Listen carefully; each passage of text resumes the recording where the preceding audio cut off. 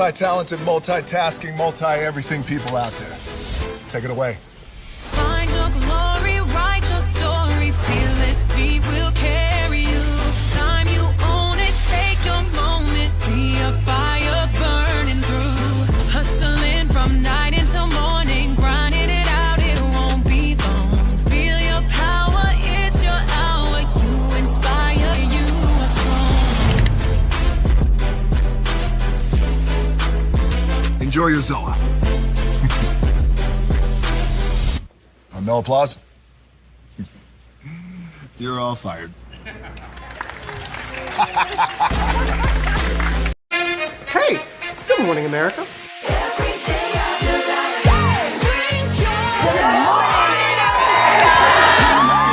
Good morning, America. Good morning, America. Good morning, America. Money. Are you ready? They are ready. Covering the biggest events in the country right now. There's a lot going on here this morning. It's always a good time. That's what the show's about. That's good. Really good. Very good. Coming in hot. Jimmy coming in hot. It's far from elementary. Oh. Good morning, America. I'm not going to try to strut like Michael or anything. I have known George a long, long time. Have you ever gotten him to dance? Look at that face. You don't just see it, you feel it. I'm in. I'm in. I'm in too. I'll be there. I am here and so happy. I'm in. I'm in too. I'm in. That tells you something when Snoop Dogg's in. Michael, George, Lara, Ginger. Prepare for a journey beyond imagination, beyond belief, beyond anything you've experienced before. Universal Epic Universe, a new theme park where you'll step through extraordinary portals to 5 immersive worlds. Prepare for a cosmic voyage of discovery, an isle of fire-breathing excitement, a shadowy world of monsters and mystery, new wonders in the wizarding world, and a new way to play. Plus the splendor of a magnificent resort hotel overlooking the park. It's all new excitement at Universal Orlando Resort. A week's worth of vacation thrills with 4 amazing theme parks, a variety of spectacular themed hotels, and incredible dining and entertainment. It's all at Universal Orlando Resort, where you'll find new adventures every day. Explore the astonishing worlds of Universal Epic Universe at Universal Orlando Resort.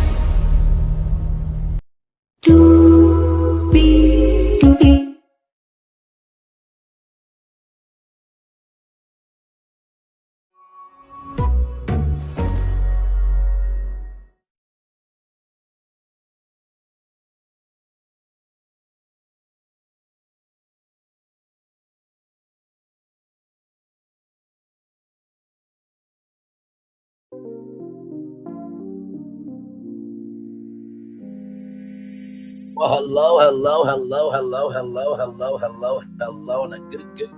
good morning to you. Welcome into another edition of Brainley's Virtual Tour Live on a Monday morning. Glad to have all you here. It's 4 minutes after 11 a.m. on the 14th of July. Glad to have all you here. By the way, shout out to Melody Cherie. Brand new movie for Tortoise coming out very soon. I also, too, had a great live yesterday. Shout out to her. Hopefully all is well with her. With that being said, we have 1, 2, 3, 4, 5, 6, 7 destinations for you all this morning. Germany. Now, this happened like a month ago. May, June, July. Yeah, this happened a month ago. But wait till y'all see what Germany did to the president. Y'all, it is chef's kiss. Not to mention, we got a DEI clip that's going to make you smile for sure. Then I know that you guys saw this over the weekend. This beautiful black woman named Nykia Hamilton was at Columbia, South Carolina Burger King by herself for 12 hours. I have a lot to say to Burger King. A lot to say to Burger King. A lot to say to all these corporations, okay? Because that was ridiculous, okay? Now, my boss just transferred. Praise be unto God, hallelujah. Mama said, Mama Sama, Makusa, of joy for that. But sincerely, the corporation is still shit. But we'll talk about that, about corporations and what they need to do, all that stuff here in just a moment. The Essence Festival of Culture, people are still feeling away about it. And Essence has responded. Yes, they have responded. Yes. We'll get into that. By the way, speaking of people responding, Popeyes, they have responded with a new menu item, but it's a throwback item, and I'm gonna show you how. I'm like, oh, y'all funny. Y'all real funny. Okay, cool. Got y'all. Then, of course, Carnival Cruise Line. I know that this store has been out for a while, but y'all know how we do, how we roll, how we get down virtual tour live. Anything and everything that needs to be said usually happens on this show in due time. So we're going to talk about the rules and also too Celebration Key, which we covered Celebration Key right here on Brantley's Virtual Tour live as well. ABC News, I don't know what y'all are doing with Disney Plus. I think that this is a dumb decision that y'all made. We'll get into it, but I know this is coming from Bob Iger, who made a glorified building for oneself and did not give a damn about broadcasting history, even though he was a former weatherman. And then Extra, something happened at Extra, which has been happening in the entertainment industry, and I believe tonight at 8:30 after our roll review, I'm going to say Extra. There's a very easy way to do it, but they got to be willing to take a swing. And with that being said, higher is waiting, low is available, but either way, we are live on tour. Let me take down this iconic intro here.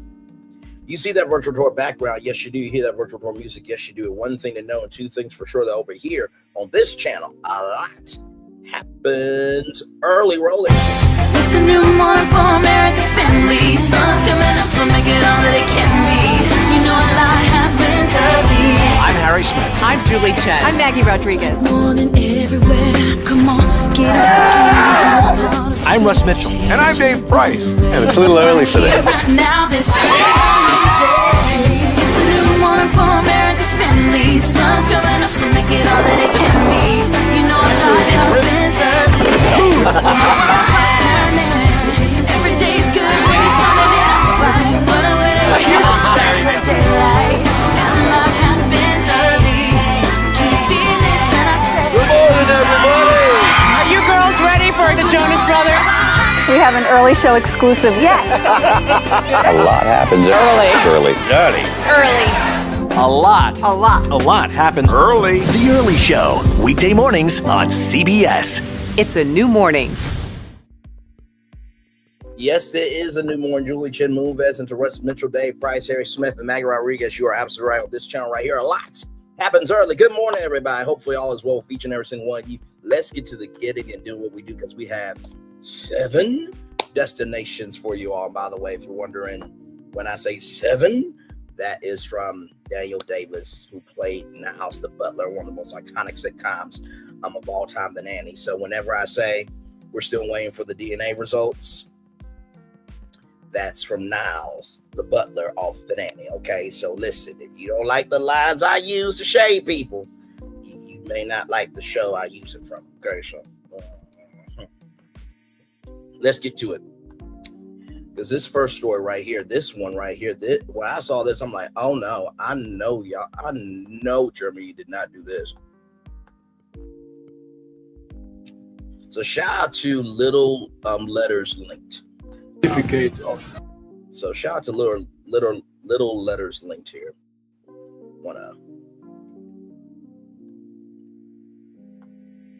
Here we go. Certificate of Donald Trump's grandfather, born in 1869, close to Bad Durham.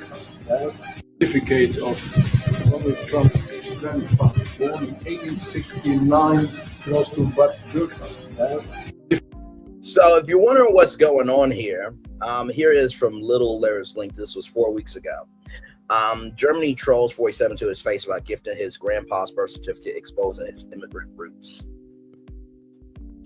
Now, y'all know how the 47 administration and 47 has been about these immigrant raids from ICE. In a moment that sparked both laughter and debate, German officials handed 47 a framed copy of his grandfather's German birth certificate during a public interaction. This symbolic gesture was widely seen as a subtle troll, calling 47's hard-standing stance on immigration while reminding him of his own immigrant lineage. 47's grandfather, Frederick 47, was born in Germany in 1869 and immigrated to the United States in the late 1800s. Despite 47's frequent rhetoric against immigrants, especially during his presidency, the presentation served as a reminder that his own family came from abroad just a few generations ago. The gesture quickly went viral across social media platforms, triggering memes, reactions, and discussions. While 47 didn't visibly react to the certificate in the clip, critics and netizens alike interpreted it as a diplomatic mic drop by Germany. The moment has become part of a broader conversation about the hypocrisy in immigration politics, particularly in the U.S. leadership space. All his children are first-generation immigrants. None of their mothers were born here. Technically, the whole country is an immigrant country. Facts. 47 didn't react because he didn't get far too smooth of a diss for him to comprehend. So yeah. So shout out to Germany. We love y'all. Y'all gave us Herbie the Love Bug, which we love Herbie. And by the way, Volkswagen, you should bring that back as a 4-door car, not an electric car, because the EV thing, the EV rebates, they're going away because of this guy. Elon Musk might get deported. Then the Tesla might be near because of this guy right here. This guy. Shout out to Germany. Like I said, see, karma doesn't care if you are itch or a Mitch. They come to collect when it's time. And I am so grateful that since he's been in office, he has had hell from everybody for his existence. And honestly, to tell you the truth, like I said before, I truly believe that 47 was bored. He didn't know what to do in his retirement, and so he wanted to run for president again. And the family told him, no, we don't want to go through this again. He was like, come on, guys, listen, you know, I love my grandkids, but I don't want to be around them all the time, especially the black grandchildren. No way, I don't have any black grandchildren because I don't want y'all dating anybody black. That's right. Wait for that in just a minute because I got a story for y'all. It's going to shake up his family for sure. But speaking of DEI, diversity, equity, inclusion, I want y'all to check out this clip here. Now, this came out 5 weeks ago. Right here. Shout out to Reality American Media and U.S. Dem Socialists. Shout out to this. Shout out to them, brother. Here we go. Quick questions. Do you think that Holocaust education in our schools is a DEI program? There's no card for that. That's just yes or no. I can look at whatever card. Holocaust education, is it a DEI? You can have a press conference to say whatever you want. I just need a quick answer to this. Your soliloquy is Holocaust, because this is my time. Is Holocaust education a DEI program? No. Is African American Studies a DEI program? I think I answered that with one. I'm asking it again. We should just yes or no. We should be able to teach. My point is they are DEI programs, both of them, because students need diversity, equity, and inclusion to understand their environments. So both Holocaust education and the teaching of African American history are important, which is why the state of Connecticut requires it in our social studies curriculum. You're talking out of both sides of your mouth. You can't support one without supporting the other. And looking at what happens in the schools and actually deferring to teachers, parents who are on curriculum committees, local boards of education in states who actually do the hard work, and listening to what they say would be incredibly helpful in this role. It's time to move. Quick questions. Do you think that Holocaust that white man got beaten down by that queen's voice, and I'm here for it. This is this same dumb fuck who is the Secretary of Education was the same damn one that said A1 instead of AI. Okay. So I don't want to hear it. And the fact that she has to have cards in order to answer questions. This is the dumb fuck administration that everybody else voted for. I just want that to be known. This is y'all fault. Now everybody's saying, "Oh, I didn't vote for this." There was a podcaster, Andrew Schultz, I think, or something like that, and then Candace Owens apparently is upset about this. No, y'all vote for this shit.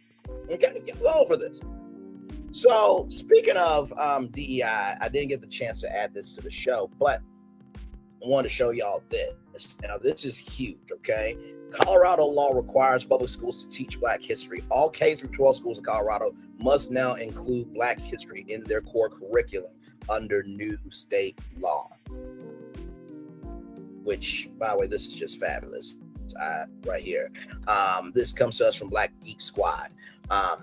Why it matters. Starting July 1st, 2026, the Colorado State Board of Education must adopt comprehensive Black history standards. These will become mandatory in public school classes by the 2028-29 school year.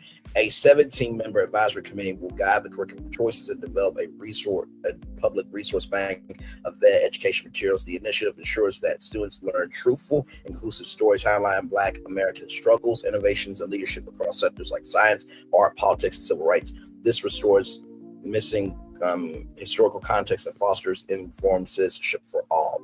So first of all, shout out to Colorado. Okay, shout out to Colorado for making it do what it do, right? And also too, shout out to Governor Jared Polis, who signed this House Bill 25-1149 into law in June 2025, requiring the state to develop Black history standards for all K through 12 public schools, right? So shout out to Colorado making it do what it do. So see, the world is not as bad as you think, depending on what you consume. Now, speaking of Black people being excellent, I hate to bring y'all this story, but I'm excited to bring y'all this story. So this person right here, Nykia Hamilton, she is a Burger King employee in Columbia, South Carolina, who went viral on TikTok after she was left to handle a 12-hour shift alone. So here we go. Nykia Hamilton is a single mother of 3 here in Columbia. She works 12 hours plus to provide for her children, even if that means doing it all by herself at this Burger King on Broad River Road. One of my employees just quit on me, and they ain't had nobody else to come in. So I had to work by myself, had to close by myself, had to do the dishes, do prep, do the floor, do front counter, drive through. There ain't no shutting down drive through and let people come in because it's too much trying to run and take orders, then got to run back. So y'all need to get her some help up in here because she busted her behind. She's doing everything she needs to do to make sure everybody is okay up in here. In this TikTok video, you can see Hamilton working by herself, and thousands of people on social media had questions. And then last night I closed again by myself last night. I finally got help today, and she been here since 11 o'clock. She about to close with us at 11. So we just ain't got no employees. Nobody want to work no more. Still, even after what happened here that day, Hamilton says that she's doing it all for her. Nykia Hamilton is. I just need y'all to know that at this Burger King right now in Columbia, off interstate, whatever, we got one beautiful person working here all by herself. She doing everything. She doing the fries, she doing the burger, she doing the chicken sandwich, she doing everything by herself. Cause nobody want to work no more, y'all. Nobody want to work no more. And she's in here by herself. Y'all see this right here? And I'm not lying. There's nobody in the back. She doing this by herself. I need y'all to show her some love, okay? For real, because she holding it down. Columbia, South Carolina, okay? Y'all need to get her some help up in here because she busted her behind. She's doing everything she needs to do to make sure everybody is okay up in here. And it's only one person. Look, nobody. Because nobody want to work no more. And it is at nighttime. It is nighttime right now. And I just want to say this. First of all, shout out to Nykia Hamilton and Deja Tay. Now, to both of y'all, I will say this. It's not that people don't want to work anymore. Let's get that shit straight because I'm so sick of that fucking damn tired argument. I love y'all both in the name of the Father, Son, and Holy Spirit, but that shit's getting tired. The reason why people don't want to work is because of those conditions. Nobody should be working by their damn self for a 12-hour fucking shift, for one. Number two, these companies don't want to pay their people, but yet they want to go on yachts and cruises. And by the way, yachts and cruises are two different things, y'all. So don't get at me. They both on boats, okay? But also too, going to these, festivals and conferences and this, that, and the third, and they want bonuses, and they also got, shareholders that they get bonuses from them too. It's just too fucking much. Because without the front line, y'all don't have a bottom line.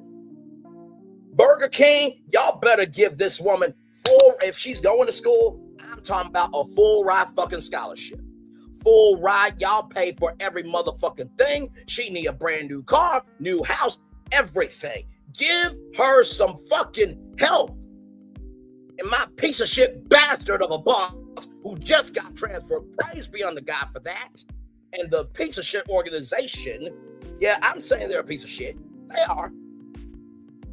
Because most of retail, most of fast food, most of the jobs that nobody really wants to do because of these conditions have skeleton crews. And they put 2 to 3 jobs on one motherfucking person, and they believe that should be the norm. No! Because if everybody walked out, the companies would be screwed as fuck up the ass with no lube, be bleeding and suffering. This is fucking damn shame.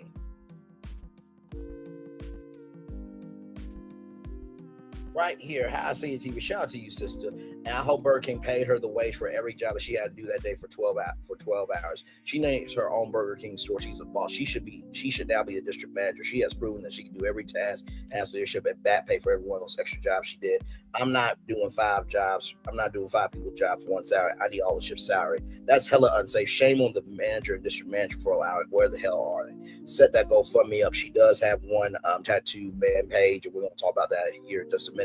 I pray for complete financial overflow in her finances so that she could live her dreams while being absolute peace and happiness and never have to work another day in her life unless she chooses to. So be it. She should have got paid the wages of everybody who should be on that shift. The drive-thru would have been open. The front would have been closed. God pour out in Ephesians 3:20 blessing on this young woman exceedingly abundantly above all you can ever ask or think according to the power that works in us. To him be all the glory in Jesus' name. Amen. They were supposed to send her help or close up. I used to be assistant manager for Northeast Florida. This is a security issue, not only for her, but for the company. This can turn to a lawsuit quickly. I mean, God bless her, mainly because nothing happened to her, but they are wrong as all outdoors for even allowing this to happen. They know that. I hope and pray that someone shows lovely blessings to her. If not, she needs to find a better place to be employed. Great job to you, ma'am, and God bless you. Abso-damn-lutely. Abso-fucking-damn-lutely. And listen, I don't want to hear ish from none of y'all that all y'all can cover is reality TV. I don't want to hear shit from y'all. Braylon, you're going off way too much now. You still work at that place and she still... No. Just because we're working at that place does not mean we accept the conditions. You do what you have to do in order to get by until you find the right platform for you to get to the higher that's waiting for you. And some of the same people that want to talk the most ain't doing no shit a fifth quarter or a half what they should be doing in their own fucking life. Okay? Good damn. Now, from Yahoo News, coming to us from MoneyWise, here she is here. This South Carolina mom of 3 was left to run entire Burger King by herself for 12 hours, then Burger King responded. I hope those kids also got full ride scholarships. Okay? In Columbia, South Carolina, and by the way, shout out to MoneyWise for this story here. In Columbia, South Carolina, TikTok video is making the rounds showing single mom Nykia Hamilton tirelessly running the entire restaurant by herself. Something she says has happened often. Now, in a viral video with local South Carolina outlet WACH Fox 57, Hamilton claims she was repeatedly left alone to run the restaurant where she works, taking orders, making food, cleaning, and running the drive-thru without backup. Shifts can sometimes last over 12 hours, which was the case that day. I'm missing on my kids' 5 hours with work, so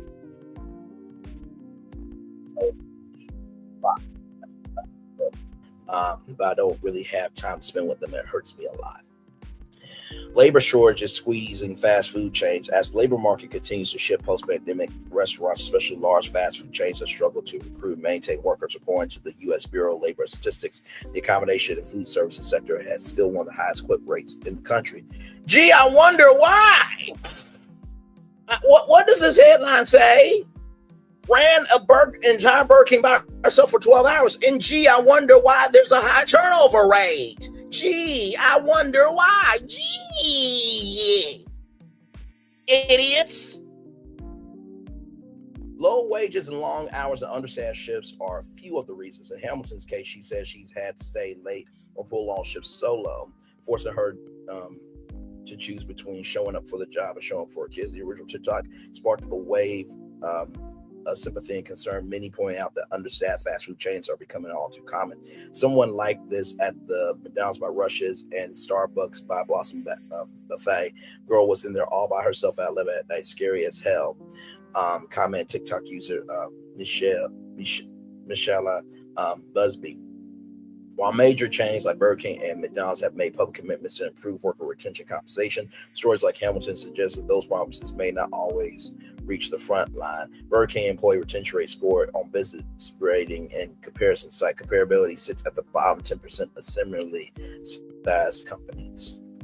One of my employees quit on me just so, and they didn't have anyone else to come in, so I had to work by myself and close by myself. In response to the situation, Burger King released a statement to watch. Fox and Burger King has our policy that all company and franchise-owned restaurants require more than one team member to be working per shift. We are working with the franchise location to understand what happened and take any necessary action. What the fuck y'all need to do is step up and put some fucking employees in there. Her 3 kids need full ride scholarships. She need all her debt paid off.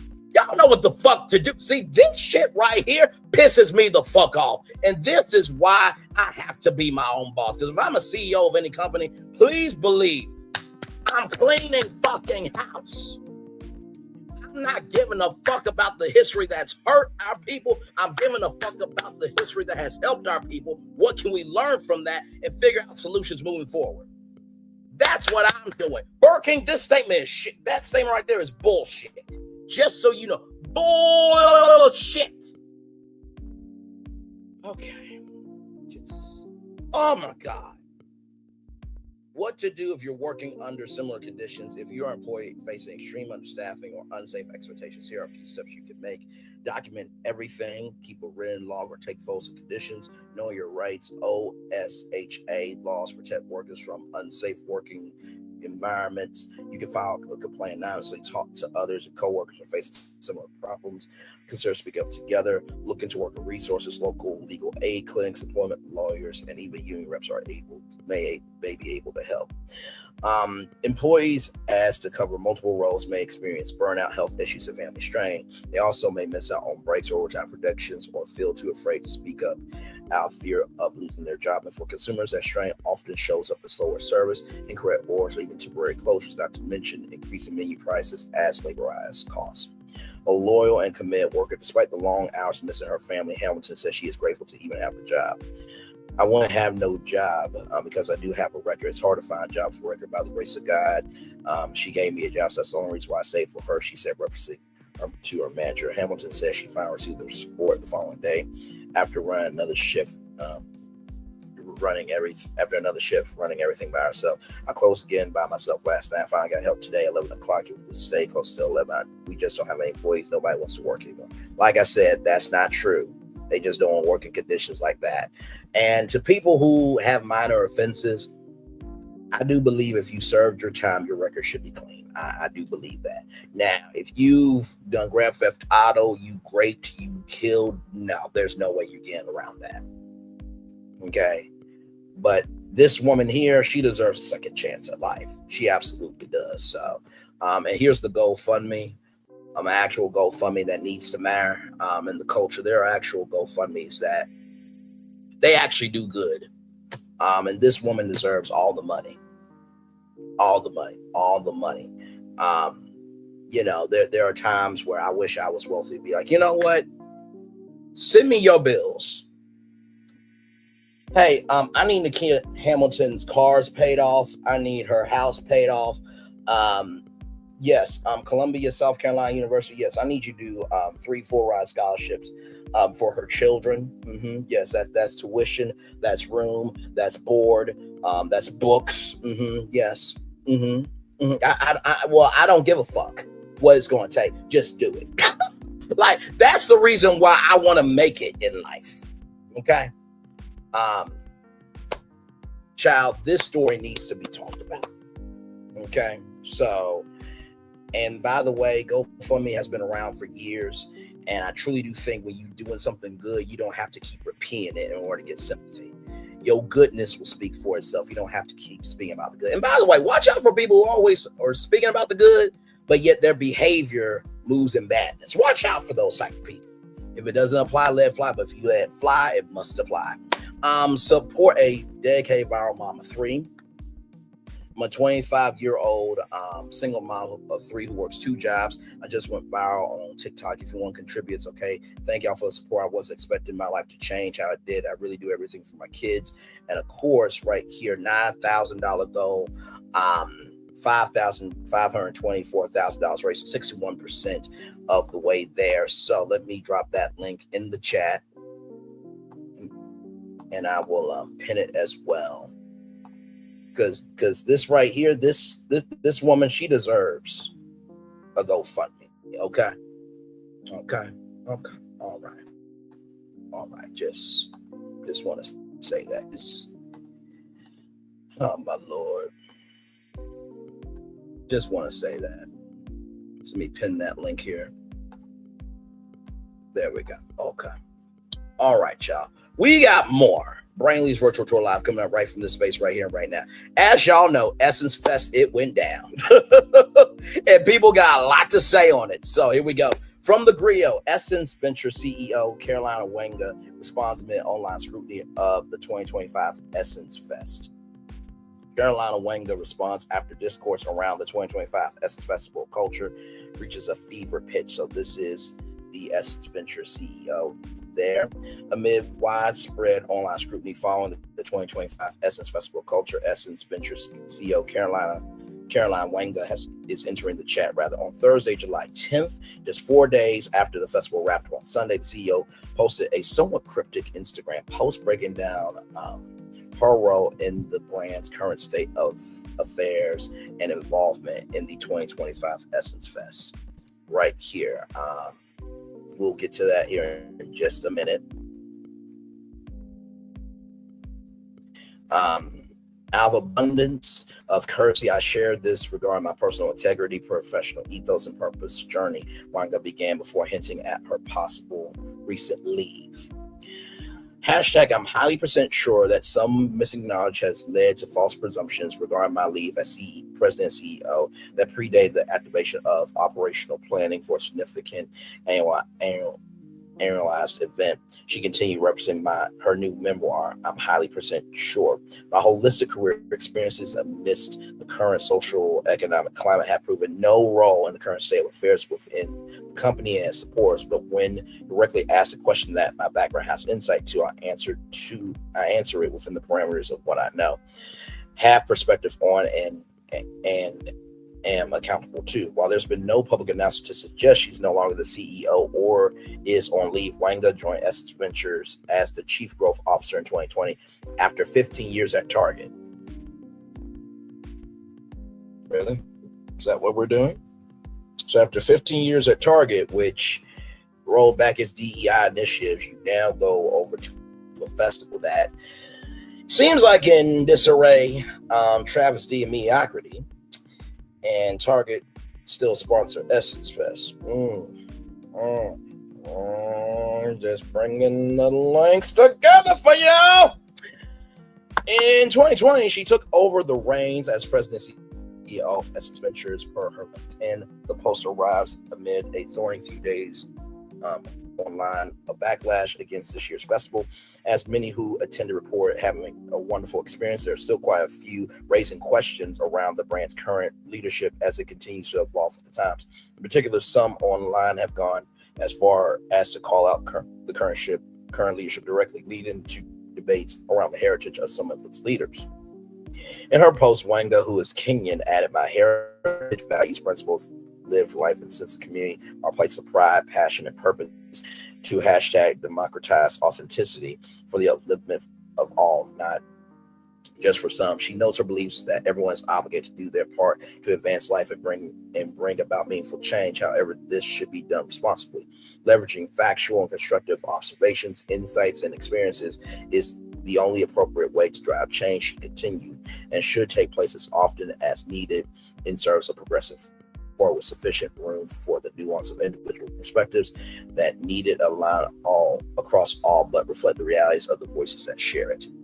Wenga says she encourages debate and discussion within the aforementioned guardrails and without sensationalized slander, without proof, lies, without legal defense, and character consternations that give way to conviction and correction. Some have, with full knowledge, to demonstrate unsubstantiated behavioral undermine that reflects an inability to defend feedback without back-feeding truth, she said, concluding with the defamation, disparagement, smoke that accompanies correlating with the uncorrelated ain't what anyone should want. Take heed. So here's the thing, right? Stephanie Mills, and we covered Stephanie Mills here on Brainley's Virtual Tour Live. She put out a letter about her experience at Essence Fest. There were other people that also talked about their experience, right? Something's not sweet in the Kool-Aid. Everybody can't be lying, right? So here is the post right here from Wenga woman. I operate in purpose, not perfection, as human and not wholly for all, not anti, with feedback, not fraudulence, by what I bequeath, not what I benefit through role accountability and role abdication. Out of abundance of courtesy, I shared this regarding my personal integrity, professional ethos, and purposeful journey. I know I'm double speaking, but whenever you're covering a story of this magnitude, or we're going to a destination with this much weight in the culture, you need to give context, conjecture, and connection to everything. So this is from her direct Instagram. I'm highly sure that some missing knowledge has led to false presumptions regarding my leave as President CEO that have predicated the activation of operational planning for a significant annualized event. My holistic career experiences amidst the social economic climate have no proven role in the current state of affairs within the company and its supports, but when directly asked a question that my background has insight to, I answer it within the parameters of what I know, have perspective on, and am accountable to. My heritage, values, principles, and lived life and sense of community are a place of pride, passion, and purpose to democratize authenticity for the upliftment of all, not just for some. I believe we are each obligated to lead the baton of life further ahead than where we picked it up, in honor of those who came before us, in service of those coming after us, and disruptive discourse amongst those here now. Leveraging factual, constructive observations, insights, and experiences is the only appropriate way to drive change. It should take place as often as needed in service of progressing forward, with sufficient room for the nuance of individual perspectives that needed align across all, but reflect the realities of voices that share it. I encourage debate and discussion within the aforementioned guardrails, absent of sensationalized slander, without proof, lies without legal defense, and character concoctions that give way to conviction and correction. Some have, with full knowledge, are demonstrating unsubstantiated behavioral undermine that reflects an inability to defend feedback without backfeeding truth. The defamation and disparagement smoke that accompanies correlating the uncorrelated ain't what anyone should want. Take heed. So that is from Wenga Woman off her Instagram. As you see, she has cut off the comments. So there is more from NOLA.com. Now, I wasn't able to get the link because, I'm the use of all my free, articles and stuff. But like I told you before, go on your mobile, copy everything, put it in your Google Doc. Okay, so here we go. Let me zoom in here on this. Okay, there we go. Essence Fest Executive Vice Chairman speaks on issues. We're listening to everything. Right here, the Essence Festival, which ended Sunday, is a celebration of Black culture launched in New Orleans in 1995. So, oh my God, 1 year after I was born. That's crazy. I was born in 1994, everybody. August 10th, 1994 is the day the world was made whole and fantastic and amazing. That's when I came into the world and did all that. But anyway, that's neither here nor there. Okay, moving on. More than 3 decades later, it's an annual July event that significantly bolsters the New Orleans and Louisiana economies, attracting thousands of visitors. But this year, perhaps more than others, there have been concerns from fans about how the events were run. Essence Ventures Executive Vice Chairman Richard Lou Dennis sat down for an interview with columnist Will Sutton and Dr. Ashanta Wyatt, who co-hosts WBOK's Good Morning Show. It has been edited for accuracy, clarity, and space. Why, for those who may not know who you are, who are you? What has been your role to Essence Fest? Dennis, my official role is Executive Vice Chairman of Sundial Media Group, of which Essence Ventures is the crown jewel. Inside the entity is the idea of leveraging business as investment tools in Black community, as Essence Magazine, along with Afro Punk, Beauty Kind, R29, are the entities that are steeped in identity and culture. Son, you've heard the stuff, you've seen the stuff. I've heard and seen a lot. I bet you have. I bet you have. Son, I want to say that my wife and I go to Essence Festival every year. Culturally, for us, Essence Fest is an important part of our year. I saw a number of things that are better and have improved over the course of the last few years, including the ability to walk without the kind of bumping into people, and the quality of programming and the engagement of programming. It's very intentional. It was all Black, all things excellent, all things beautiful. I have questions, so we're going to hold each other accountable, but we're going to do so in love. Yes, indeed. There. Dennis, that's why I'm here, son. Some of the things people have had concerns about are the super lounges. Have you heard that? Do you understand where people are coming from? Dennis, I've heard all that. Every year I hear a lot of what our communities are going through because of what Essence is about, what the expectations are, what the mood of the community is. As local as Essence Festival is really also national. I think some of that drives tension as well because, hey, there's not enough focus on local. There's too much focus on national. We use that to fuel our growth as a way to understand what it is that's expected of us. Sometimes the expectations are reasonable, and sometimes they're unreasonable. When they're reasonable, or even when they're unreasonable, we take all that into account. Our team does an excellent job of social listening, so we are listening to everything that's being said every day, not just when we come here. Across the board, we take that information and we say, okay, what are some things that we can change? What are the things we should not change? I don't know how many people out there know this, but Essence is, if not the largest of the very largest festivals in this country. That festival is run by 98% Black people. Good damn. All right, then listen, I give credit where credit is due now, okay? 2 years ago, it was very crowded. It was very unsafe. We've always taken pride in the fact that when Essence comes to New Orleans actually gets safer. So you saw when we took on more space, we expanded the aisles, we brought more security. You saw stencils everywhere, line queues, had people moving in the directions of the lines, moving faster. Even with that, we were so jammed during the weekend that even with that, we still had problems in some places. There was some confusion as where to get in. So basically what Richard Lou Dennis is saying from this opening here is that they're not just about being out here to be out here, right? It's one thing to be out here, it's another thing to be in it. So he is saying that they are in it, not just when they are at Essence Festival, but when they are not at Essence and they're back at their headquarters, they are listening year round.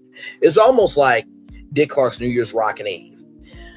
Let me tell you something. From January 1st to now, July 14th, 2025, they have been planning Dick Clark's New Year's Rockin' Eve 2026, okay? So all the artists and everything that you guys see on December 31st, they've been planning it all year long, okay? And by the way, just a fun fact for y'all, you know, the LA portion of Dick Clark's New Year's Rockin' Eve, they taped that in November. It's not live. I know. Damn it, Braylon, why you gotta break the TV magic? Because I say the quiet part out loud. That's what I do.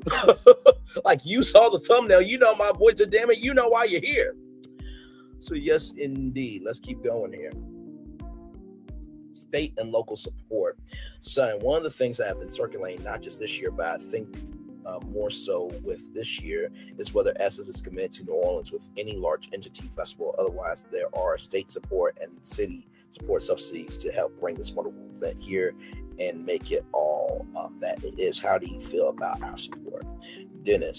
So let's start with defining support. Support is an action. The city and state have been very active supporting Essence. We have very good relations with both the city and the state. We believe strongly that the government officials fight hard to get us what they can. Ultimately, though, the festival is a very expensive entity to put on. We come here every year, unlike the Super Bowl, and one of the things that really had me take,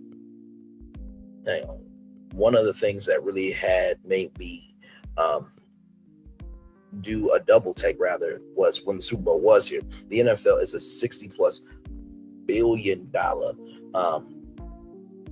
the 60+ billionaires rather running a very big business with tons of advertising dollars that show up here once every 10 years. We come here every year. We invest everything we have in the city every year. So some years it goes great, some years it doesn't, but that doesn't waver our commitment. We haven't seen a waiver from the city or state, but we do need more money support from the city and the state to keep the services that we provide for free.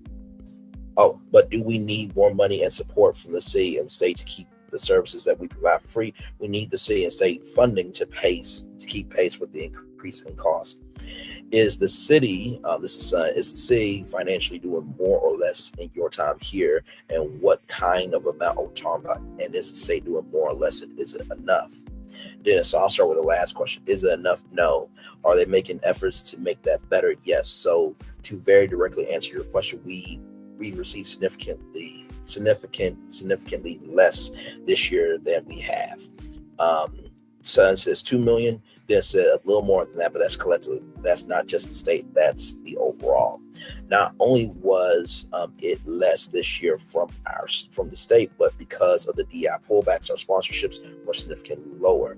But that did not deter us from the investments we needed to make, and to make sure our community got what they deserve.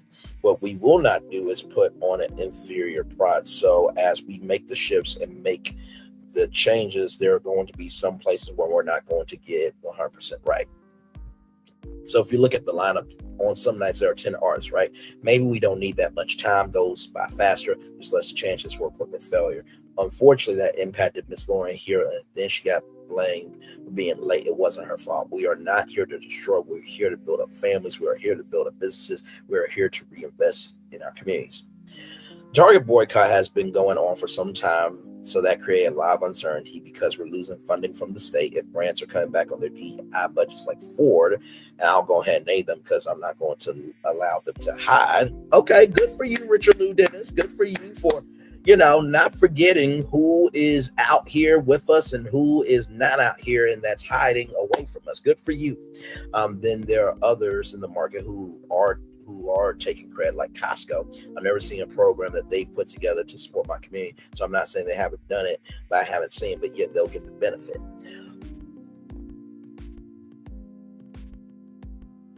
Okay. I'll get my take on this article after this part here. Defending Target partnership. Well, actually before that. So it looks like they are saying that the state is not doing, the state is doing a lot, but it's not doing everything. And this is the thing that I think Essence and everybody has to recognize. Even though the Essence Festival brings in over $1 billion, it takes lighting, rigging, audio, cameras, right? It takes, the carpenters, right? It takes set designers. It takes, permits. It takes everything, right? So all that costs money. So I think Essence has to recognize, listen, while it is great for the state, also to the state and the city of New Orleans, they still have to run that state even after y'all are gone. So it's like, we can't take the whole state and give it to Essence. We got to figure out a way where it's 50-50, right? Or 100-100, where we can find ways to have partnerships over here, and Essence finds ways to have partnerships over here, and then we bring our resources together, right? So there is that there. Let's get into the Target boycott, child. Here we go. Defending Target partnership. Son, so Target, you're saying, has invested in the Black community. Dennis, from where I sit and from what I know in my own lived experience with having invested in over 20 businesses that do business at Target, it today has not pulled back on any of the commitments that it has made to those businesses. Not that I've seen. There was a commitment that they said they were going to invest or spend $2 billion with Black-owned business over a 5-year period from when they made it in 2025. I know that for a fact this year they will hit the target on time. I understand why people want to boycott. I understand the value of having our voices heard. We invested in Essence when no one else wanted to. Plenty of people had the opportunity to and chose not to. We invested in it because we believe that our community deserves a platform that will be here, that can be trusted for 100 years. Boycott Target and a community of people you follow to boycott Target, then they boycott Essence, then they are celebrating online to say, oh, he didn't sell as many tickets, but think about what impact is to the community that Essence is serving. Give us feedback and watch us, hold us accountable to what we do with it. So this was a good interview. Shout out to, just want to go back here. Shout out to Wilson and Dr. Ashana Wyatt. Shout out to y'all. Y'all did a great job. I think that Richard Lou Dennis is in a very difficult position because heaviest that wears the crown. And without a, fandom or fan base or consumers, customers, viewers, what have you, you have no essence, right? So they're your bosses. But also, too, this is an extension of the Essence magazine, right? So you have to handle the business of the fans while also handling the business of the business, right? So that's why I often say corporate is the adult side of the company and the brand is the fun side of the company. And I give the way I can give that as an example is Nickelodeon Studios at Universal Studios, Florida, was the fun side of Nickelodeon. The corporate side was the adult side of Nickelodeon, right? So yeah. Speaking of Wilson, by the way, Wilson has some ideas. Yes, he does. He has some ideas. Let's get to that. Okay, here we go. Wilson, I love Essence Fest, but it needs to adapt, and I have ideas. Look at Stephanie Mills there. Look at her. Gorgeous. Right here. So this came out July 11th. The Essence Festival of Culture has a bright future in New Orleans, Louisiana.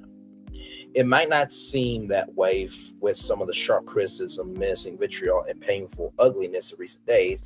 I have been partially responsible for lifting this conversation in this newspaper and on radio because things were different this year. This wasn't the same litany of complaints. The convo reached a fever pitch. It went national. Even the Breakfast Club talked about it. And let me check something.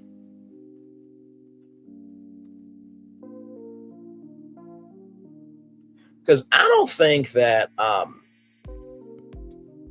don't think that right here. Yeah, Essence Fest was not streamed on Hulu this year. For those of you who do not know, Hulu has been streaming live music festivals for quite a while, right? And here it is here.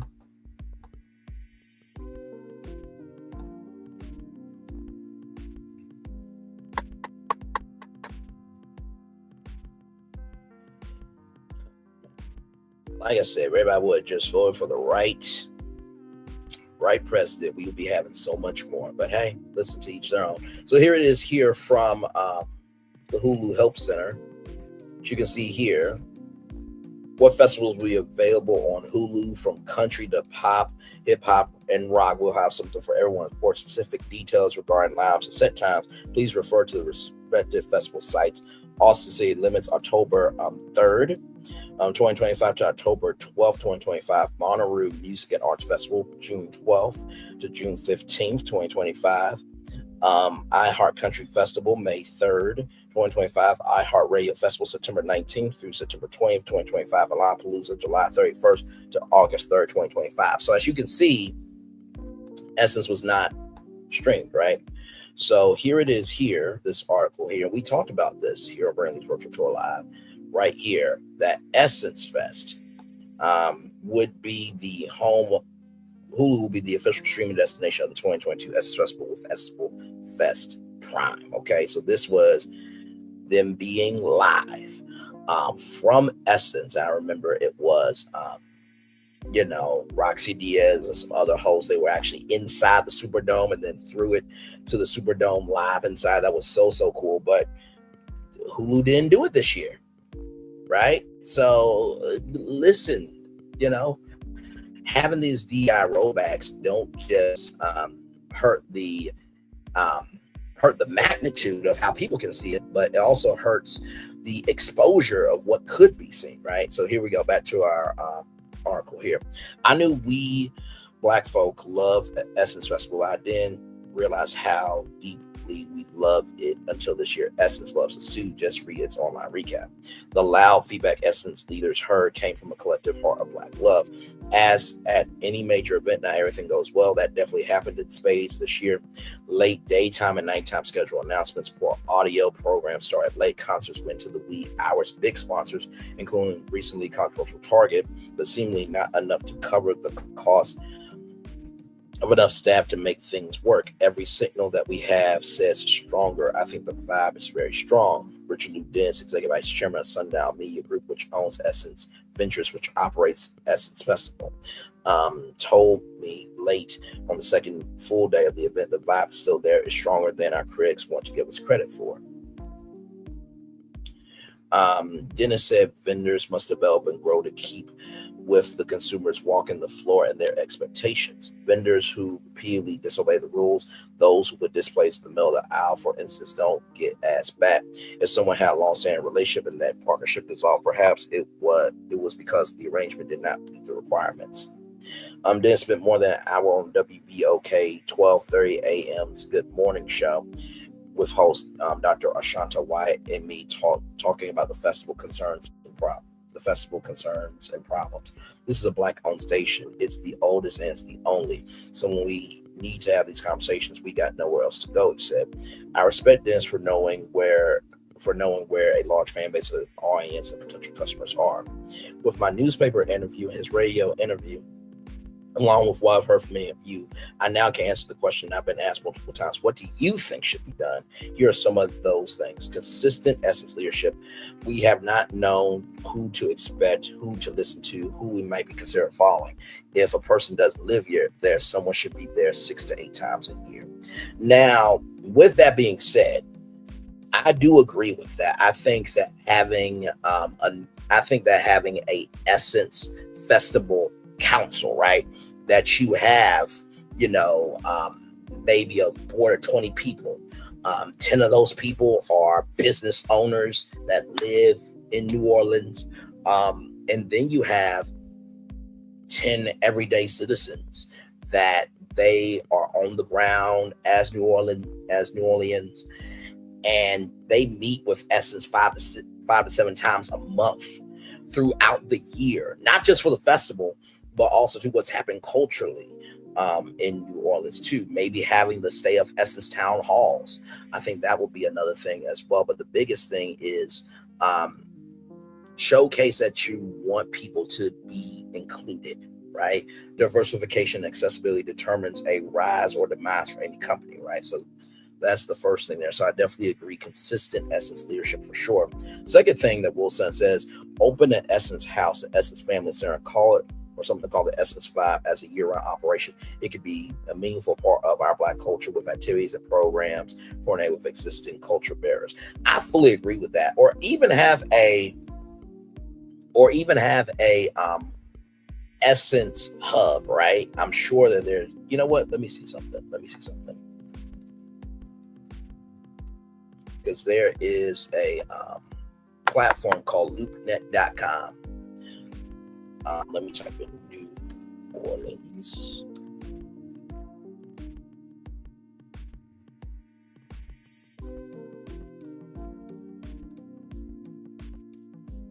And so right here, this is the number one commercial marketplace, right? So they have all types of stuff, right?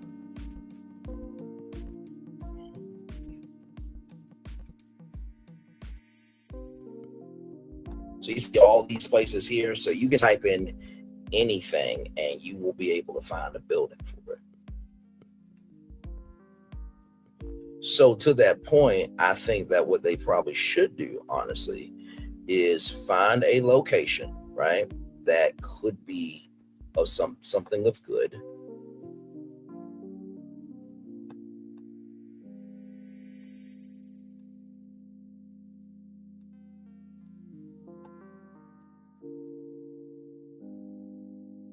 Now, here is this building right here, okay? Now, here's this building right here. I'm going to photos.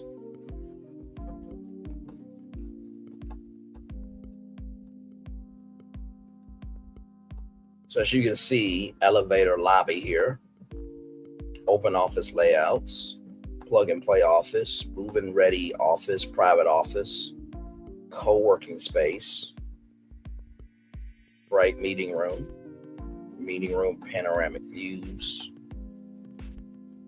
So this is a nice building right here, right? So this building right here, y'all can buy that Essence and just make that your New Orleans headquarters right there. Right here, I think this is the building right here. And I think that honestly, if you guys did that and actually made a headquarters in New Orleans for just the Essence Festival, I think y'all would do a lot of good. I really, really do. Like even this one right here, this building right here is very nice too. Look at this. Imagine this being the home of Essence, right? Very nice. I mean, you see workout center right there. Like y'all, okay, buy this one. Buy this one, okay? Listen. This one is nice. Right here. Right here. They got 1,013 parking spaces here. This is not bad. This is not bad at all. I would say this one right here would probably be your best bet. Essence. And like I said, if you need somebody to help y'all with the festival and get y'all set up, Brainley's available. Okay, but you also have to pay me because I know this genius it costs. But of course, for the people, you know, we always can be we can always work out something. Number 3, establish a local committee. So, like I said, you know, the council there, but also 2, having consistent leadership there who, you know, talks to the council and also, you know, has those town halls and everything I previously say at the top of this article. Establish a local committee, a local regional state committee, representatives from the state of Louisiana, the New Orleans Mayor's Office, New Orleans City Council, the Louisiana Black Legislative Caucus, our arts and cultural communities, the New Orleans Regional Black Chamber of Commerce, and the Urban League of Louisiana. Consider having a no business, no contracts guideline. No one on this important task group could receive financial remuneration. I fully agree with that. Create an Essence coalition. We have boots on the ground sisters who are part of sororities, social clubs, membership clubs, groups, and crews whose members can voluntarily provide feedback and ideas from Black women's perspectives. Fully agree with that. Engage Black media. We have a community rich with Black media that provide news and information as they challenge us, including WBOK 12:30 a.m. Louisiana Weekly, New Orleans Tribune, and the New Orleans Data News Weekly. And also to talk to the New Orleans TV stations. And I said this before, I think there should be an Essence Festival Culture Content Creator Squad where you have 20, you know, content creators from New Orleans and then 20 out-of-towners. I'll definitely sign up. And you fly in the 20 people from out of town, the 20 people that live there, you know, you put them up in a hotel and they have all access pass, the backstage areas, you give them, you know, equipment from Samsung so they can stream. Also to you partner up with Verizon to power up everything. I think engaging with the content creators, the Black and mom content creators, will also add an element of oomph to the festival, because guess what? I mean, let's look at Essence on YouTube real quick, if you don't mind me, everybody. Right here.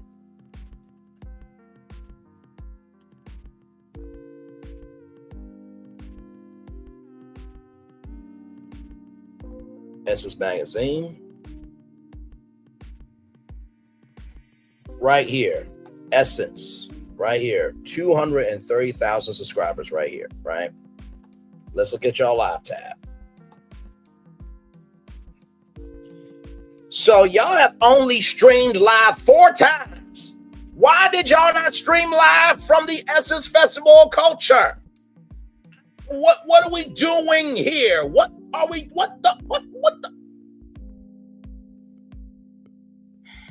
Okay. Videos. Let's go to videos. 2 weeks ago. 2 weeks ago. Why was there not clips uploaded from the Essence Festival Culture? See, this is why I mean, if y'all have that content creator squad, they could upload videos on the Essence Festival Culture YouTube channel. There should have been an Essence booth live from the Essence Festival. Yeah. Okay. See, this is why black people are upset. Because we know that y'all can do more, but you ain't doing shit.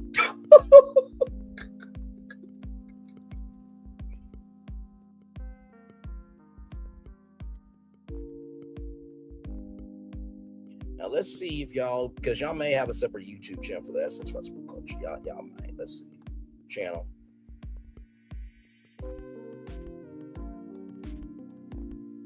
No, y'all don't have a separate channel for Essence Festival Culture. Okay. But yeah, basically, shout out to the Star Report, by the way. But yeah, I'm not seeing it. Let me check Social Blade.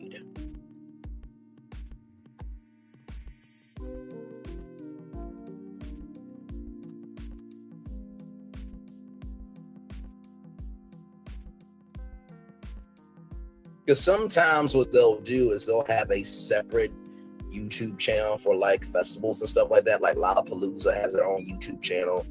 Bonnaroo has their own YouTube channel. So let's see. So no results found on Social Blade, as y'all can see right here. So yeah, that was y'all main channel. Okay. Well, here's the thing. Essence, I think y'all need to have a full-time content creator or full-time content creators for the festival, like I said, with that squad. But yeah, y'all should have been doing more with the YouTube channel at the festival. I don't know what the hell is wrong with y'all as a company. I just don't know. Involve Black youth. It's clear leadership. It's clear festival leaders have pivoted from a one-day event focused on Black women to a multiple-day event with a more family focus. If I'm right, say it with your full chest. Either way, our youth who are teens in their 20s and 30s must be a part of this. The Essence Festival must be sure to have age and family diversity. I mean, y'all could have like a, y'all can have a lounge where, it's the Essence Singles Club, where if you're single, you go in that lounge, you get to meet other singles and stuff. Like, there's ways to do it. And then, of course, Essence Pets Arts and Crafts Zone, sponsored by Crayola. Like, there's ways to do this. And actually, speaking of Crayola, let me show this.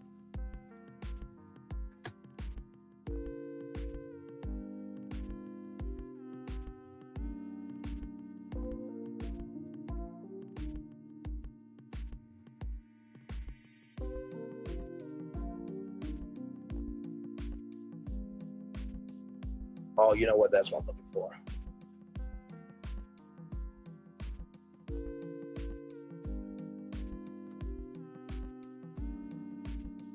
This will be very easy to do. I want y'all to look at this. I want y'all to look at this right here. This right here is absolutely amazing. So what Crayola did was they decided that, okay, listen, kids come in all shapes and sizes. We should be able to reflect that. So what they did was they took these right here. These are colors of the world. So as you can see, medium almond. So right here, medium almond, medium deep rose, medium light almond, medium light rose, light almond, light rose, medium light medium golden, very light almond, light golden, very light rose, very light brown, extra light almond. right here, Crayola Colors of the World crayons contains 24 specially formulated colors representing people of the world. These skin tone crayons are an exciting addition to your crayon collection at home or in the classroom, making coloring pages and drawings even more detailed and realistic. These subtle shades inside formulate to better represent the growing diversity worldwide. The colors of the world fall into three main shades: almond, gold, and rose, and all of the darker or lighter shades in between. This pack includes 24 crayon colors that represent people from around the world. Make a perfect pairing with Crayola coloring books. Print our free Colors of the World crayon coloring chart and create your own color swatch sheet. So if Crayola could do this for our people, Essence, why aren't you partnering with them to have a Crayola zone at Essence Fest? Damn!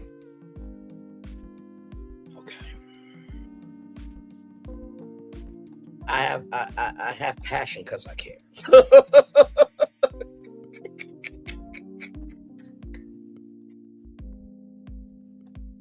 I know some of y'all. When y'all doing like, damn, Bray is always angry. No. I'm actually very cool, calm, and collected most of the time, but I get passionate about this industry. And as y'all know, the administration, the president that we have, don't want us around. So that anger that may seem of that energy to you is really passion for our community. It just comes across that way. But here's the gag though, right? Some of y'all got this energy at kitchen tables for kitchen table talk, the words of Wendy Williams, but y'all don't say it out loud. So I say the part out loud. That's what I'm supposed to do. Like all families, we have to make adjustments as our child has become a adult capable of making decisions of her own. I am a New Orleans native, resident, and taxpayer. That's Will Sutton, by the way. I love my city. I love the Essence Festival. I love my people, all of my people, New Orleans peeps, as well as those from all 50 states and territories from across the African diaspora. Sorry. We have a clash of cultures. Our New Orleans culture is something special. A key reason people visit our global Black culture is larger, more inclusive, and not all Black folk are like the other Black folk. You ain't never lied about that, Will Son. Most of us love all and anything and anyone Black. We say that, but we have to stretch ourselves, spread grace, and be open to learning and accepting those who come from a part of our culture that's not our own. Working together in all our Blackness, we can get through this and make things better. First of all, shout out to Will Sutton. Very, very well done article, good sir. Like I said, Essence is not going to go away. It's just not. The Essence Festival is not going to go away. I do believe that changes are on the way. You know what I mean? And by the way, it's funny because one more article and then we'll go on.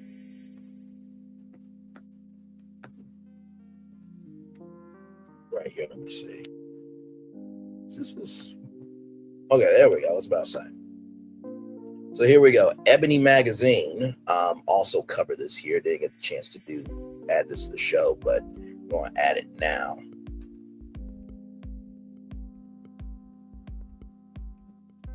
There we go. Okay.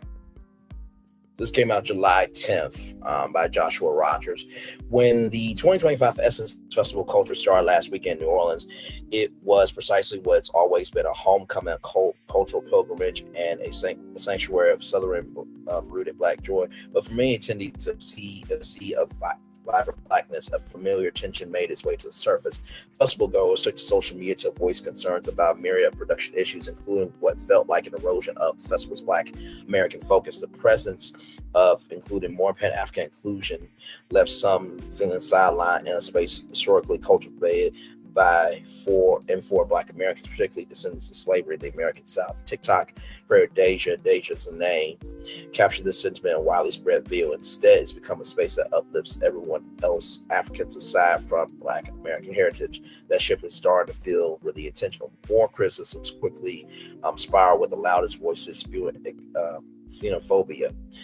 Essence Fest used to be a celebration of Black American culture. The culture that's ours, the culture that we built from the ground up, the culture in Black Americans influence, the culture in Black Americans influence the world. And now has been co-opted by a bunch of Africans. A bunch of Black Africans are not feeling it. Africans do not set the culture for this world. We do it till Essence Fest gets back to the Black Americans who created, founded it, and lead the culture. It will continue to fall with those Africans in charge, said digital entrepreneur Rob Smith online on TikTok. By the end of the Essence Festival of Culture, which was celebrated its 31st year of production, the calls, accountability, cultural specificity turned into a heated debate across social media, podcasts, and op-eds, with some calling xenophobic undertones and others standing firm on the importance of protecting sacred cultural ground. But it raises a deeper question: is there only room for one version of Blackness in spaces created to honor the full range of the Black diaspora? The party with a purpose. I believe that there was somebody who came up with that party with a purpose. I do believe that it was this man right here.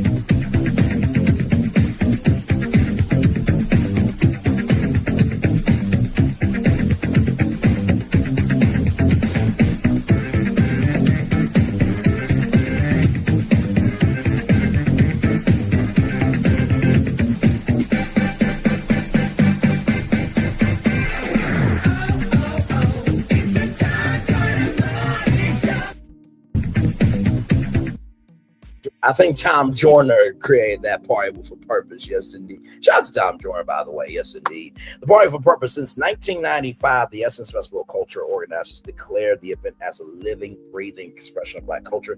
As a praise break wrapped in a protest, it's a love letter to people who've endured the Middle Passage, survived Jim Crow, pushed through redlining, and still have enough strength to turn trouble into a song.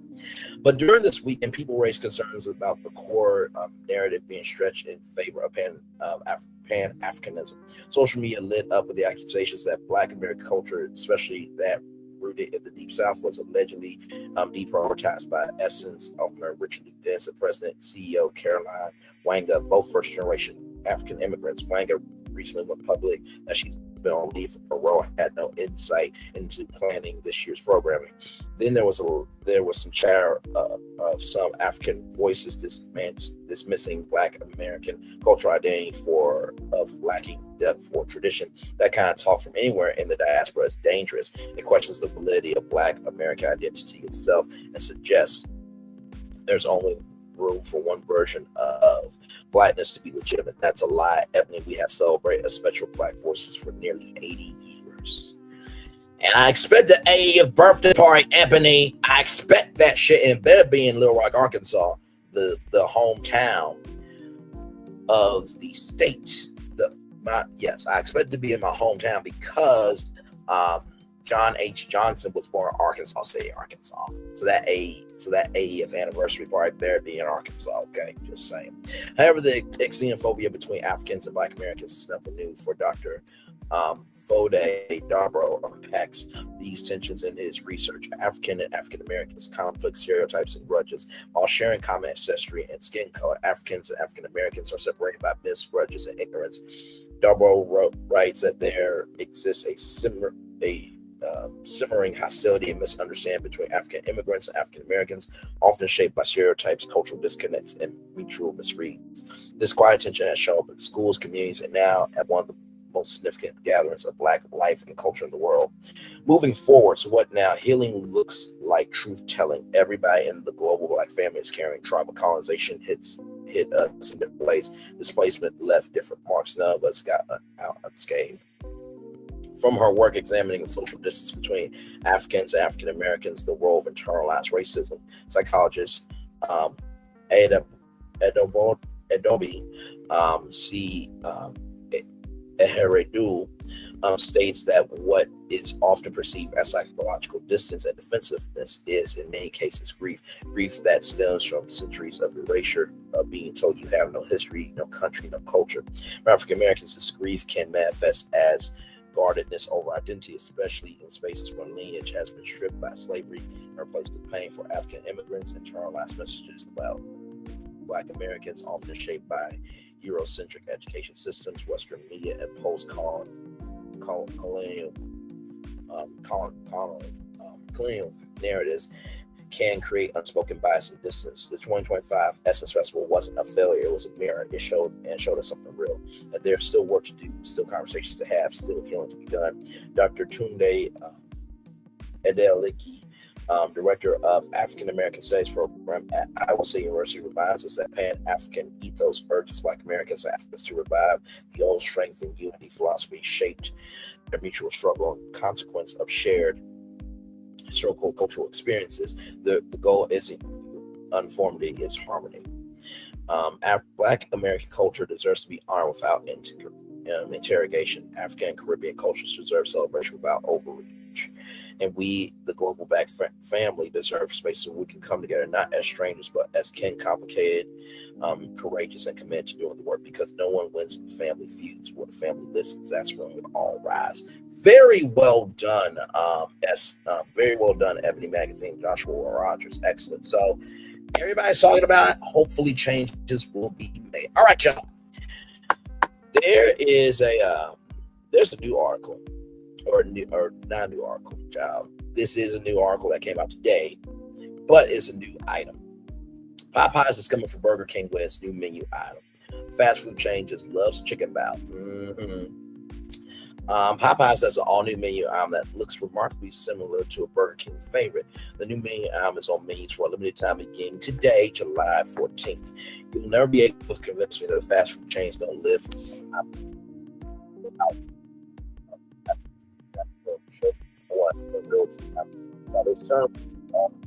term making messy moves. Lately the messiest chance with Popeyes. First, Louisiana Chicken J dropped its chicken wraps just a month before McDonald's brought back its snack wraps.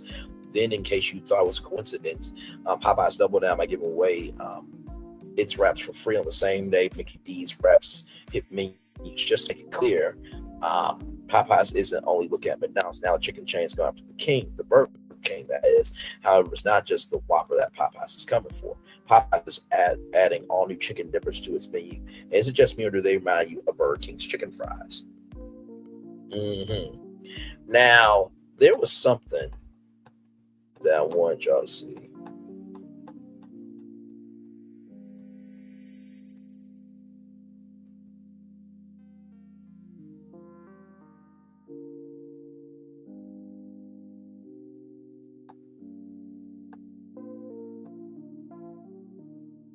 And y'all, this was, here it is right here. Okay. Y'all, and shout out to the Shade Room for this. Y'all, I don't know why we are who we are, but check this out. To all the clowns of the chicken time, put down the chicken. We just dropped the first AI diss track video, and the rap battle is on. So y'all, here we go.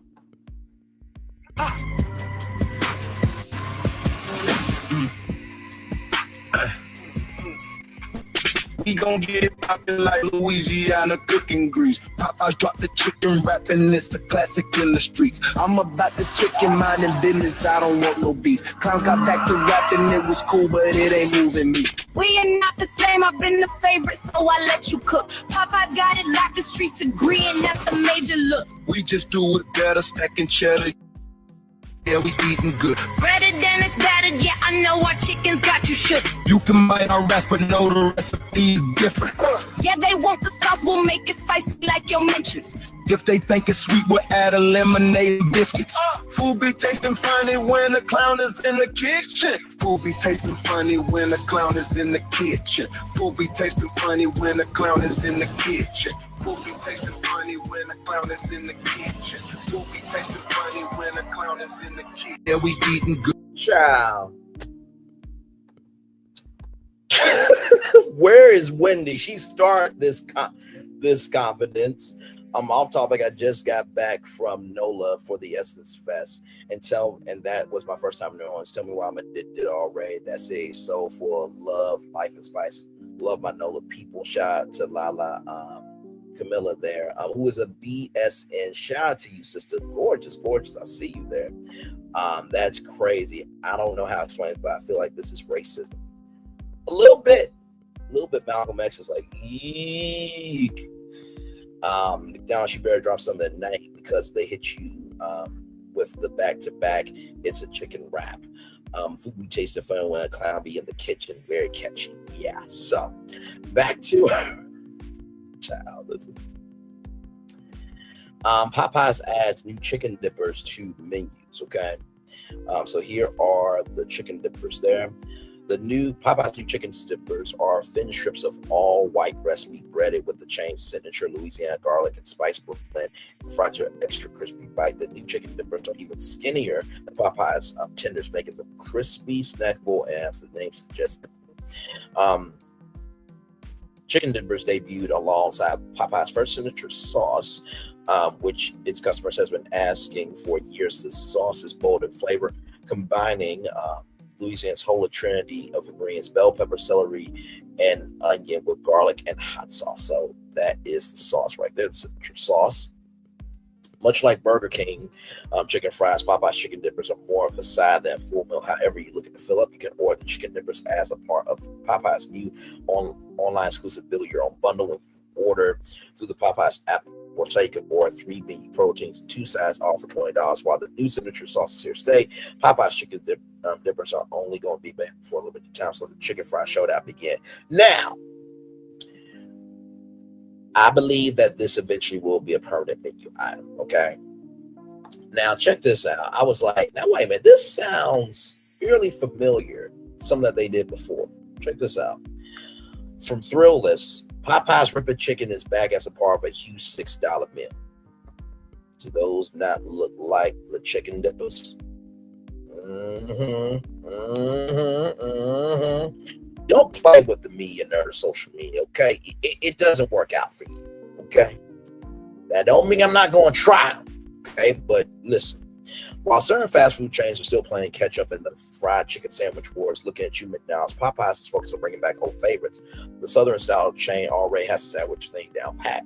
To kick off 2021, the Ripped Chicken Big Box is making its way back on menus. $6 meal, which features an all-white meat chicken breast fillet, soul marinade, Popeyes Louisiana seasoned, hand battered, fried acid centerpiece. Comes with 2 regular size sauce and a drink. The chicken is sliced just halfway into strips, so practically pulls apart. Hence the name Ripped Chicken. Popeyes has had quite the smattering size to choose from too. Toss in some Cajun fries, coleslaw, mashed potatoes, and maybe that mac and cheese. You got options, my friends. Is there a dog eating mac and cheese? I'm done. Of course, this your local Popeyes is nothing is without something sweet to wash it down. In case you missed it, without something sweet to wash it down, rather. And in case you missed it, the chain got some good ones. There are the classic, the bourbon fudge pie, as well as a certain favorite, the chocolate stuffed beignets, which finally landed on menus nationwide October during this time period. You can get them in different sizes: 3 for $1.99, 6 for $3.99, or that's for $7.49. Now, here is that commercial. Now, I want you to watch this and tell me if this don't remind you of the chicken dippers, okay? This is more legal than you think. Luckily, LegalZoom is here to help. Let's go hand out some ripped chicken. Hey guys, who's hungry? Bring it in for some ripped chicken. Don't be dainty, just rip it. Okay. Boom. Like that. So you saw that, right?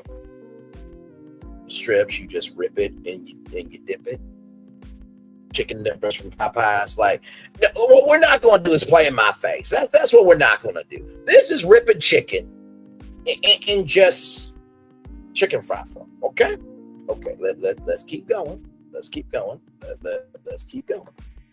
Boom. Like that. Just rip it and dip it. It's delicious. Spicy. Tastes good. Yeah, I put a little kick in there for you. Wow. It's like a ham almost. You can fan yourself. You guys are just like little children. Peekaboo. I slice up a delicious chicken breast so it's perfect for dipping. Get my ripping chicken, a side, and a biscuit for just $5. By the way, I miss Annie in the promotional material for Popeyes chicken. I just want to say that. All right, y'all.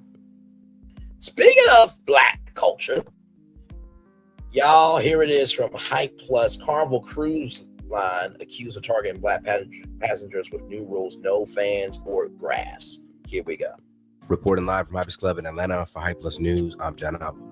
Carnival Cruise Line has just updated their rules for its guests to follow, and according to some, the new guidelines directly target Black. So here we go here. Carnival and Cruise Line new rules effective June 2025. Teen curfew. Guests under 18 must follow 1 a.m. curfew areas unless with an adult. 2021. By the way, that's ADULT, Carnival Cruise Line. So Carnival Cruise Lines are just saying age policy. Solo cruisers must be 21 or so with someone 25 plus. Teens 18 and 20 must be booked for guardian. Fan ban. Carnival has banned folding clacking fans inside nightclubs and inside dance floors for safety. Battery powered fans are still allowed.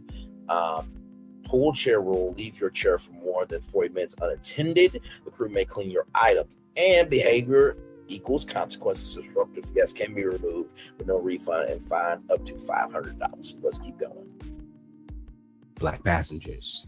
See, in the new rules, they talk about enforcing curfews for minors, as guests 17 and under must be out of public areas by 1 a.m. unless accompanied by an adult 21 years or older. The new rules also ban speakers, radios, handheld fans, as earphones are the only device allowed. Smoking and illegal narcotics like marijuana was specifically singled out and labeled as prohibited. Carnival does not have to worry about marijuana was specifically singled out and are the only device allowed. Smoking and illegal narcotics like handheld fans, as earphones are the only device. Okay, so that's something that we didn't see here. The new rule also bans speakers, handheld fans as earphones. Speakers, radios are also banned. Earphones are the only device allowed. So earphones are the only device allowed. Okay. Smoking and illegal narcotics like marijuana was specifically singled out and labeled as prohibited. Carnival does not have to worry about me. They do not have to worry about me. We got the message loud and clear. We are not your demographic anymore. So y'all, I was supposed to be going on a Carnival cruise. So one of my friends is turning 30 and he's never been on a cruise. He doesn't have a passport, so do not suggest flying somewhere. So he's never been on a cruise and he was like, it's my dirty 30. I want to be on a turns up ship. He'd be seeing all the videos of Carnival. He was like, I want to do that because I'm trying to be lit for my birthday, right? Well, Carnival has decided they want to rebrand. They don't want to be known as the turn up cruise no more, the budget friendly cruise no more. They want to be, I don't know, I guess they want to be royal. Even though when people book Carnival, they know what they are booking. They know they are booking a turn up cruise, period. Everybody on there is looking to have a good time, party, and have fun. We know what type of people are on there. Like, everybody on there, it's just Carnival cruises are so much fun. Like, everybody is just a vibe, right? And it's like anywhere there's going to be like alcohol, things might get a little rowdy. That just comes with the territory of people being drunk. It has nothing to do with like, you know, being black, being this, the music. But these people done banned the fans. They saying no more hip hop music. So child, that was the whole purpose of us going. So now we are not going back to the drawing board because no. They're basically getting rid of boots on the ground. I don't know why that song bothers people so much, but that's very, very weird. Secondly, now they're saying just within the last 24 to 48 hours that they're no longer playing rap music on Carnival Cruise. Like, I'm really disgusted because I just went in April and, you know, I had a ball. I'm talking about boots were on the ground, fans were clacking, rap music was being played, club was lit. Like, I had the ball of my life. And I have another cruise booked, and this time it's a 6-day cruise. This is the longest cruise I've ever been on or gonna go on. And it's already booked and paid for. And now I'm like, I don't even know if I want to go. And before y'all get on here talking about oh, they racist, they hate black people. No, they hate niggas. That's what they hate. I hate them too. They hate niggas. That's exactly what it is. And y'all don't know how to handle yourselves. Y'all get on here, get drunk, get the fight. Now, this dude right here, whose name is, let me see here, Wang CAIA 540. Now, this dude looked like a person that he calling out. This dude is probably not that articulate, not that smooth, and not all that together at parties. Okay? Now stop that shit. Roll it on. Being disruptive, disturbing all the other passengers. That's all it is. Like, y'all act like y'all have no fucking home training. Like, everywhere don't have to be a party. Some people pay for this shit just to simply relax.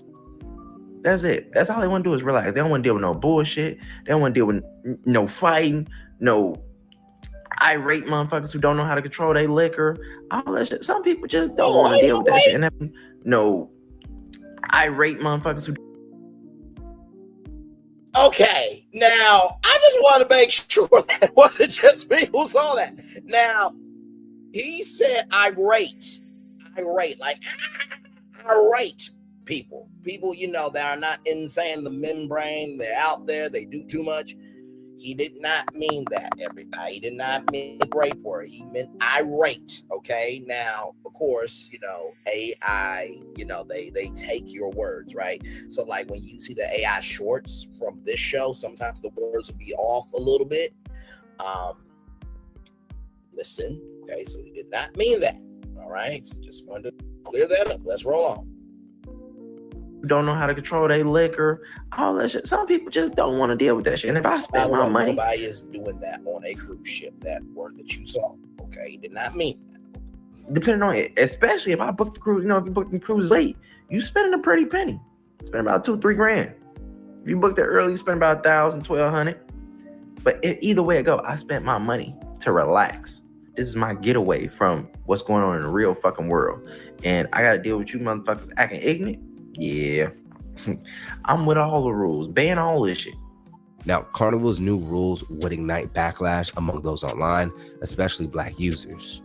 The reaction was so loud, the company was forced to release a statement addressing the matter, emphasizing the new rules are intended to promote a more peaceful environment for all guests. So Purdy denied this allegation to People Magazine, People.com, saying, unfortunately, certain media outlets have blown this matter out of proportion. He said, we have always have a variety of entertainment options for the last years. We have communicated our expectations about guest behavior. And they have. I mean, they did ban somebody that, you know, had some grass, and fights have happened before, and there have been people banned from Carnival Cruise Lines before. So they have, you know, done this before. Okay, so let's keep this. Senior Manager of Public Relations at Carnival, Matt Lupoli, would address those who voiced their negative reaction by saying, unfortunately, certain media outlets have blown this matter out of proportion. We have always had a wide variety of entertainment options, and for those last several years, we have communicated our expectations about guest behavior. Now, while not everyone would consider Carnival's new rules as discriminatory, there were others who defended the cruise line, even pointing out some of the policies have already been in place for years. One social media user would react to the cruise line's change in rules and commented on X. Racism? Carnival has become the favorite cruise line for Black vacationers. Industry-wide, Blacks account for less than 7% of the market, but in Carnival, they can make up to 50% or more of a particular cruise. The company's new rules seem to target this demo. One online user wouldn't see an issue with the new rules, writing, Carnival Cruise Line's new policy rules sound reasonable. No kids up past 1 a.m., no smelling like Dutch weed, no Bluetooth speakers. What is the problem? While another online user would write, I will be okay for the rest of my life if I never get on another Carnival cruise. I hated that the people ruin shit, but these rules are out of control. What did the hip hop music in the nightclub ever do to anyone? According to The Root, some Black cruise passengers have noticed a disappearance of hip hop and rap music on board. That same source also reports DJs have declined requests to play hip hop music. While Carnival hasn't announced a ban on any genre of music, some have said otherwise. Of course, in the midst of debates, there were a few online users who couldn't help but joke about the reputation Carnival Cruise has gained over the years and its decision to rebrand. Some would even say the cruise line was tired of being known as the Walmart Section 8 or Spirit Airlines of the sea. So what do you guys think about these latest rules? Do you think that it targets us specifically as Black people? Or are you on the side of feeling that these rules are necessary to make sure that people have an enjoyable experience? Let's talk about it more in the comments below. And of course, you can always stay up to date for the latest news and comedy and culture by subscribing here to our YouTube channel. And if you enjoy content like this, go ahead and check out hypersclub.com right now. Get you a membership to watch full interviews and more original content. And if you ever have a story that you think we should cover, go ahead and send us a message right now at hyperalerts.com. That's hyperalerts.com.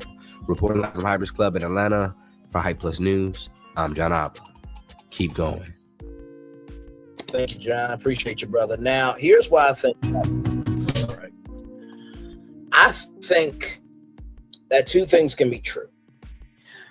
I don't think that all black people act a fool on Carnival cruise lines. I have a uncle and auntie that have been cruising for Carnival for years, and they have never, I mean, never, ever acted a fool. Not act a fool, acted a fool. They've never done that. So if you don't do any of this shit, this does not apply to you. If it doesn't apply, let it fly. But if you let it fly, it must apply. So that's the first thing. I do also believe that if these rules do target black people, then this rule better be for everybody, right? Because there are white people that also, you know, they have their fans too. You know what I mean? Because that craze, where them fans at? Turn them now. Where them fans at? Like, it's went viral everywhere. It was just like Uptown Road went after everybody for that trend. So I do get it for the fact that Carnival does not want lawsuits, right? They don't want lawsuits over fights. They don't want lawsuits over a fan hitting somebody, because this is 2025. Not everybody has communication skills, right? So I think both things can be true. I think that one, this can seem racist from Carnival, right? But also two, Tom Jordan has done a fantastic voyage with Carnival Cruise Lines for years, right? So I feel like that's when we'll finally get a response. If Tom Jordan doesn't do Carnival anymore, then that's when everybody will probably go to another cruise line. But here's the thing, Carnival's not going to go away. They've been around for 50 years. They are the biggest cruise line. And not to mention too, for everybody saying that Carnival's the Section A and all that stuff, guys, burgers, I've never heard a bad word about it. The Blue Guan Cantina. You know, Shaquille O'Neal's the chief fun officer of Carnival Cruise Line. So they've been rolling with black people for a very long time. So that is my take on that. With that being said, let's get to our next destination here, because Carnival Vista set sail for an inaugural visit to Celebration Key. We covered Celebration Key on Brandon's Virtual Tour Live. That is the sand castle there, where you will actually be able to slide through a sand castle. It is so, so cool. So, and I think this is the thing that people want to know from Carnival. Are you culturally appropriating us, or are you culturally appreciating us? Because you see these white people here. By the way, this sister right here can be a Mrs. Lee. Okay, I'm here for all of it. That dress is dressing. Okay, all y'all looking good. I just want to say that the white brother that I see with your tan on. Yes, indeed. Today, government officials, by the way, this comes to us from cruise industry news here. Today, government officials, community leaders, and local residents of Grand Bahama were treated to an exclusive preview of Celebration Key, Carnival Cruise Line's new exclusive destination. The preview took place at the same time as the embarkation of Carnival Vista that will make the first official visit to Celebration Key for its July 19th grand opening. During the preview event, attendees experienced the destination's key features firsthand, including its centerpiece Sunshine Castle and racing water slides, as well as the largest freshwater lagoons in the Caribbean. Celebration Key is a beautiful destination that I know will be extremely popular with our guests, but also it's a beautiful representation of the great partnership between Carnival and the people of Grand Bahama. This is the first major project to be completed on the island Grand Bahama in 20 years or more. Proud to be the cruise line to bring it to fruition, said Christine Duffy, president of Carnival Cruise Line. We will be here today, now just a week from our first official visit with Carnival Vista, which honestly, to be, I think Carnival Vista is the best ship. I really do.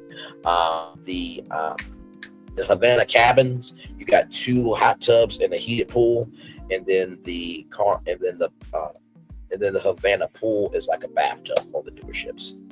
It's a bathtub. It is a bathtub, Carnival. By the way, I need catfish and beignets at Emerald's Bistro. Okay? Good damn. Can't have a New Orleans restaurant from Emerald Lagasse without beignets and catfish. Moving on. Without the dedication of hundreds of Bahamians who helped build Celebration Key, we are proud as well of the hundreds of long-term jobs created by the destination's daily operations, provide substantial economic benefits to the island while also celebrating Bahamian culture.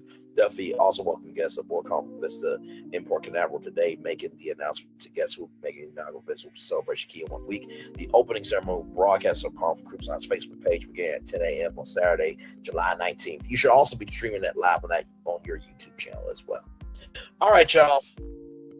almost done here. Away the Swamp theaters on July 18th. Shout out to that. From Variety.com, James Longman and Rachel Scott will anchor ABC News Daily short form show for Disney Plus.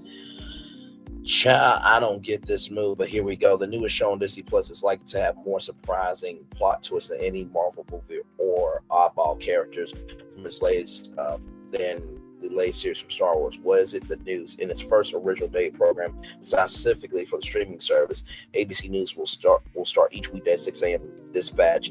James Longman and Rachel Scott to give viewers 8 to 10 minute recap of the latest headlines. The latter made whole forth often from the White House or the other powerful city of Washington, D.C., while the former offers updates from the many overseas locales he regularly visits.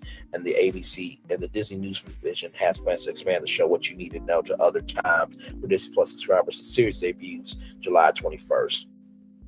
It's the first thing you'll see on Disney Plus as you wake up, says Amin Karsovic, president of ABC News, during a recent interview. Each episode will be available on demand on Disney Plus for 24 hours before refreshing with a new report. Other ABC News programs are already available to the company's streaming subscribers. 2-hour 2020 True Crime Tales regularly draw Hulu viewers, while a search on Disney Plus reveals the presence of dozens of episodes from staples like Good Morning America and World News Tonight. Like its rivals, ABC News is eager to get more of its journalism in front of digital audiences who often have different expectations for programming than its counterparts on watching traditional TV.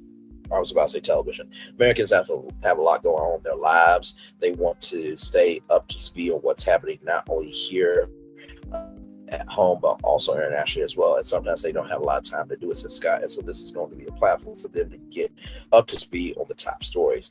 Bringing the ABC News program specifically to Disney Plus is the latest move by the unit's corporate parent to widen the streaming service thematic appendage. Disney Plus was originally built to lure kids and families into Disney's colorful entertainment programming.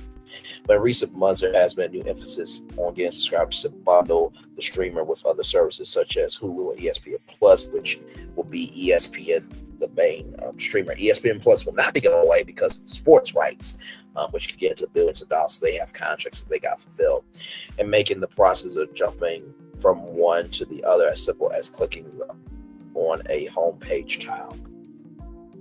Two new developments will let the company do even more to bolster its streaming operations. Disney is set to launch in the fall a new ESPN service that will include its linear TV program. A new additional sports center designed expressively for Disney Plus has already been unveiled. At the end of July, Disney will control all of Hulu after striking a deal with Comcast to buy the company's 33% stake in the streaming for and with control of Hulu slate to be firmly under Disney with an acquisition of Comcast 1/3 stake scheduled later this month for nearly $439 million.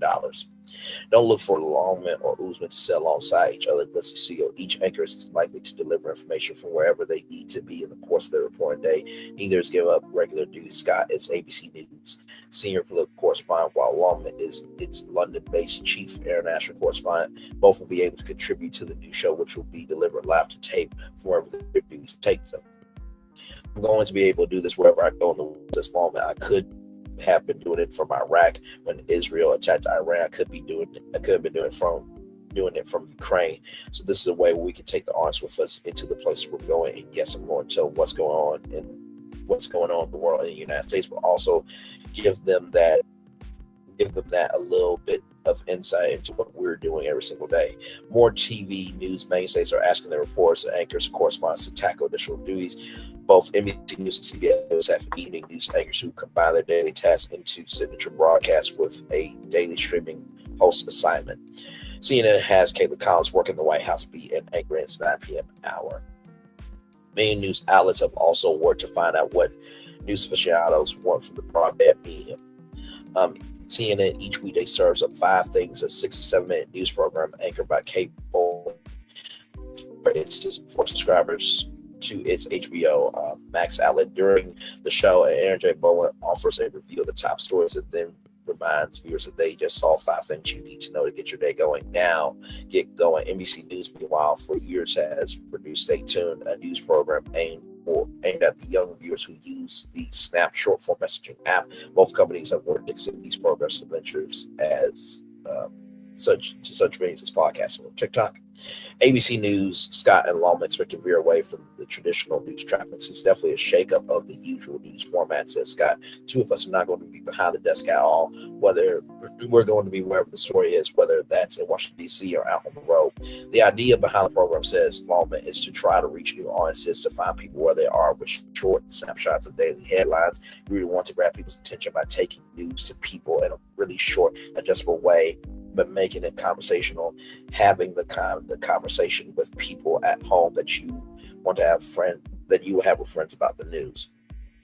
ABC News can learn as much from what you need to know with viewers. The news division, like its counterparts, experimenting with a bevy of concepts to see which ones strike a chord with young viewers who use streaming as their primary means of watching video. CBS News has dispatched Major Garrett and John Dickerson to lead streaming programs, while NBC News has spotlighted streaming hours from Haley Jackson and Tom Yaman. So Tom Yaman is the anchor of NBC Nightly News, and then he does Top Story right at the top at 7 o'clock. So 6:37 is NBC Nightly News, and then Top Story at 7 p.m. So he does all that from Studio 1 at Rockefeller Plaza. All these programs are surfacing as scrutiny intensifies on the economics of TV news and streaming era. A parade of prominent anchors have stepped away or moved to independent operations in recent months, and there are growing questions about how the traditional outlets will attract new talent or marshal resources to cover important stories. One way is to start working to attract new viewers flocking to new media ventures. We really want to grow, says Carnival, the ABC News president. And I will say this, right? When it comes to this, I truly believe that maybe programs like Brainley's Virtual Tour Live could be a part of ABC News Live. And I think that's where it's going. I think eventually they will add more social commentators. And you can say what you want to about Fox News, which is all fake news to me.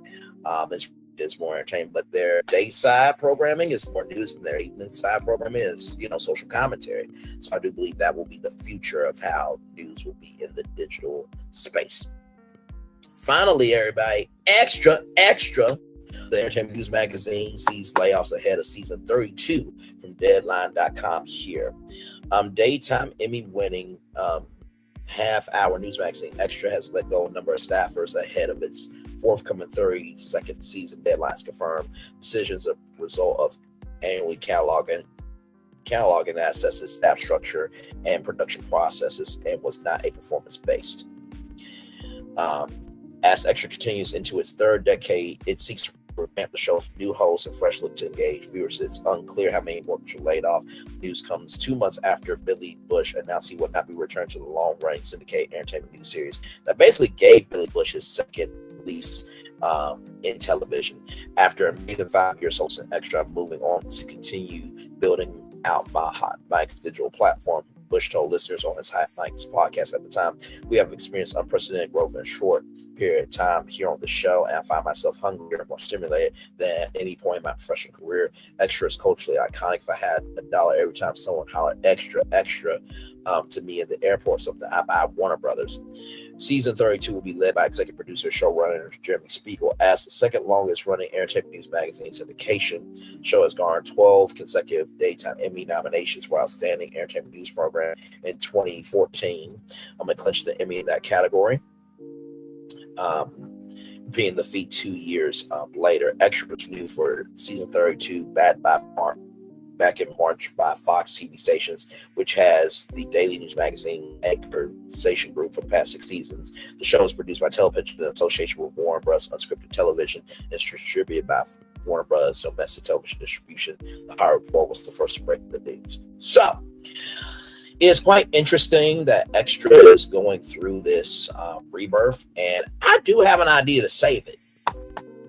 And I'm going to do that live tonight at 8:30. I thought I was going to be able to do it here, but of course, as you guys know, the time is the time. And I want this show to be clipped because this one was a good one. I think Extra really has the fuel that needs to be able to make it do what it do, but they just don't know how to do it. That's where I come in. So I have a format that I believe will work for them, but all in due time tonight at 8:30. So yes, indeed there. So A lot going on here. Of course, as you guys know, we do have to do a positive news story. Now, I've been seeing this story for a good while now. It was about this little boy right here, this little boy. Let me get up here. So update right here, some great news out of Milwaukee.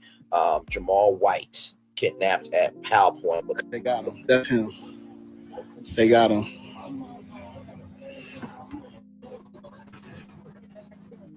They got him now.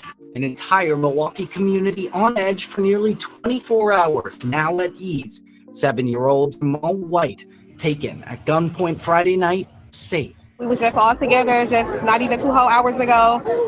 The community came through and we found him safe and sound, alive. So police say that Jamal had been last seen around 7 p.m. Friday near 61st and Hertz before being forced into a white Jeep Renegade by armed suspect. Witnesses described the individual as wearing a black hoodie, black face mask, and carrying a hand pal. But the story gets even more intense. Jamal's aunt, Simone White, claims that 4 men in masks were involved in the abduction, that Jamal's father was nearby when all went down. My brother was able to pull the driveway, and they jumped out right there. She told 12 News, talking about one person pointing a pal to the window, the other person targeting my nephew. I feel like y'all have had enough opportunity to do something to my brother, but he wasn't the target. Doesn't seem like that. My brother wasn't the target. As of now, Milwaukee police has not shared details on how Jamal was found, whether any arrests were made. The investigation is ongoing. So thank God everything is okay. By the way, shout out to the Jazz brand for that story. All right, y'all, that's it for me. I'm going to turn off my camera now because we done the whole show for over an hour. Yes, we have. One love, much love, all love. I feel love is sending right back to you. I'll see you tonight at 6 p.m. for our road review. And then 8:30, be here as I pitch a whole new version of Extra. One love, much love, all love. Bye, everybody. By the way, I feel the love and send it right back to you. Now, bye, everybody. I thought I should tell you they've been talking about you. Yeah, they've been talking about you. They've been talking about the fact that they've done everything they could to stop you and everything they could to block you, but you still win. They've been talking about the fact that they have undermined your success and they have tried to sabotage your seasons, but you keep winning. They've been talking about the fact that even though they don't like each other, they get together to try to kill you, but you keep winning. They've been talking about the fact that you were voted least likely to succeed, but like cream, you keep rising to the top. They've been talking about how they tried to burn your world down, but like the phoenix, you rose from the ashes. They've been talking about you. And you know what they say? Oh, she's just lucky. He's just lucky. But no, you ain't lucky. You're anointed. You got something on you. You got favor on you. You got power on you. You were born to win. Now they can call it luck, but it's grace. They can call it luck, but it's favor. But whatever they call it, it doesn't matter, because you know what God calls you? Do you know what God calls you? A winner.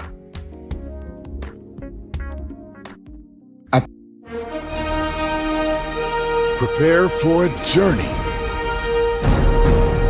beyond imagination, beyond belief, beyond anything you've experienced before. Universal Epic Universe, a new theme park where you'll step through extraordinary portals to 5 immersive worlds. Prepare for a cosmic voyage of discovery, an isle of fire-breathing excitement, a shadowy world of monsters and mystery, new wonders in the wizarding world, and a new way to play. Plus the splendor of a magnificent resort hotel overlooking the park. It's all new excitement at Universal Orlando Resort. A week's worth of vacation thrills with 4 amazing theme parks, a variety of spectacular themed hotels, and incredible dining and entertainment.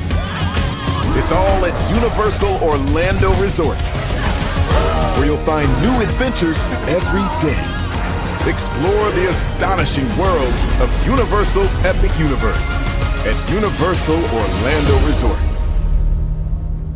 Because here's the thing, a good streamer can find other content.